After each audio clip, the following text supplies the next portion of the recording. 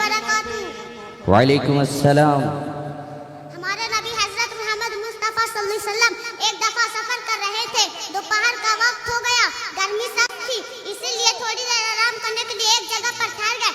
सब साथी ऊंटे से उतर कर आराम न करने लगे। हमारे नबी साहब भी थोड़ी दूर एक दरख्त के साए में लेट गए। आप नबी साहब सल्लल्लाहु अलैहि वसल्लम थके हुए थे, लेते ही आंख लग गई। एक शख्स का ताक में था, उसने देखा कि आप साथियों से दूर है और सो रहा है। उसने समझा मौका अच्छा है, वह लगकर आपके सराहने पहुंचा और तलवार सुन्नत कर हमला का इरादा कर लिया। एकदम हमारे हजरत सल्लल्लाहु अलैहि वसल्लम की आंख खुल गई। देखा कि अफजानी दुश्मन लंगे तलवारों लिए हमला का इरादा कर रहा है। दुश्मन इस गुरूर में था, वह पूरी तरह काबू पा चुका है और अब आनन फानन आपके काम